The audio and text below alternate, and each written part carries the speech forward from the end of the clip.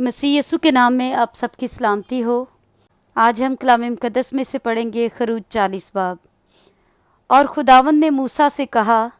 पहले महीने की पहली तारीख को तू खैमा इज्तिमा के मस्कन को खड़ा कर देना और उसमें शहादत का संदूक रख कर संदूक पर बीच का पर्दा खींच देना और मेज़ को अंदर ले जाकर उस पर की सब चीज़ें तरतीब से सजा देना और शमादान को अंदर करके उसके चिराग रोशन कर देना और बखूर जलाने की ज़रीन कुर्बानगाह को शहादत के संदूक के सामने रखना और मस्कन के दरवाज़ा का पर्दा लगा देना और सोख्तनी कुर्बानी का मज़बा खैमा इज्तिमा के मस्कन के दरवाज़ा के सामने रखना और हौज़ को खैमा इज्तिमा और मज़बा के बीच में रखकर उसमें पानी भर देना और सेहन को चारों तरफ से घेर कर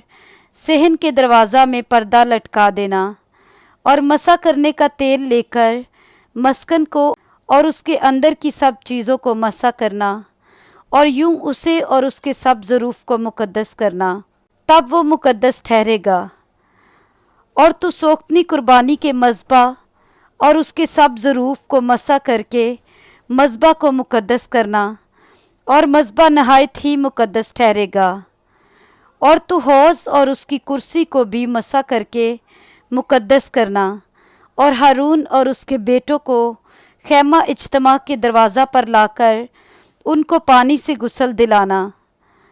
और हारून को मुक़द्दस लिबास पहनाना और उसे मसा और मुक़द्दस करना ताकि वो मेरे लिए काहिन की खिदमत को अंजाम दे। और उसके बेटों को लाकर उनको कुर्ते पहनाना और जैसे उनके बाप को मसा करे वैसे ही उनको भी मसा करना ताकि वो मेरे लिए काहिन की खिदमत को अंजाम दें और उनका मसा होना उनके लिए नस्ल दर नस्ल अब्दी कहानत का निशान होगा। और मूसा ने सब कुछ जैसा खुदावंद ने उसको हुक्म किया था उसी के मुताबिक किया।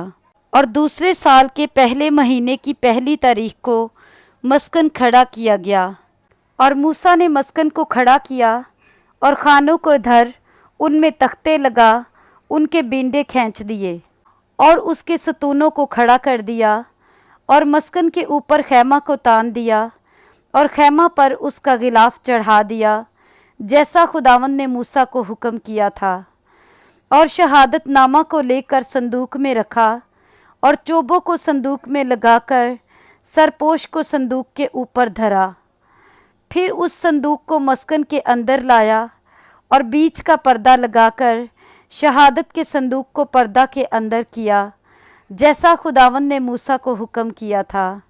और मेज़ को उस पर्दा के बाहर मस्कन की शुमाली सीमत में खैमा इज्तिमा के अंदर रखा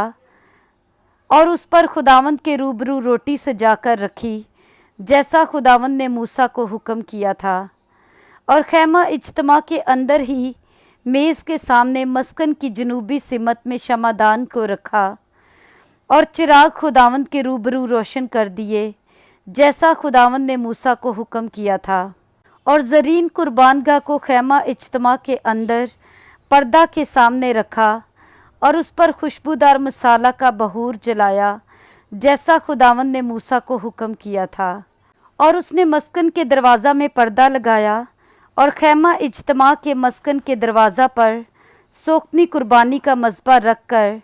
उस पर सोख्तनी कुर्बानी और नज़र की कुर्बानी चढ़ाई जैसा खुदावंद ने मूसा को हुक्म किया था। और उसने हौज़ को खैमा इज्तिमा और मज़बा के बीच में रख कर उसमें धोने के लिए पानी भर दिया। और मूसा और हारून और उसके बेटों ने अपने अपने हाथ पांव उसमें धोए जब जब वो खैमा इज्तिमा के अंदर दाखिल होते और जब जब वो मज़बा के नज़दीक जाते तो अपने आप को धोकर जाते थे जैसा खुदावंद ने मूसा को हुक्म किया था। और उसने मस्कन और मज़बा के गिरदा गिर्द सहन को घेर कर सहन के दरवाज़ा का पर्दा डाल दिया। यूं मूसा ने उस काम को ख़त्म किया। तब खैमा इज्तिमा पर अबर छा गया और मस्कन खुदावंद के जलाल से मामूर हो गया और मूसा खैमा इज्तिमा में दाखिल ना हो सका क्योंकि वो अबर उस पर ठहरा हुआ था और मस्कन खुदावंद के जलाल से मामूर था। और बनी इसराइल के सारे सफ़र में ये होता रहा کہ جب وہ ابر مسکن کے اوپر سے اٹھ جاتا تو وہ آگے بڑھتے، پر اگر وہ ابر نہ اٹھتا تو وہ اس دن سفر نہیں کرتے تھے جب تک وہ اٹھ نہ جاتا، کیونکہ خداوند کا ابر اسرائیل کے سارے گھرانے کے سامنے اور ان کے سارے سفر میں دن کے وقت تو مسکن کے اوپر ٹھہرا رہتا اور رات کو اس میں آگ رہتی تھی۔ آمین۔ پاک کلام کے پڑھے اور سنے جانے پر خداوند کی برکت ہو۔ آمین۔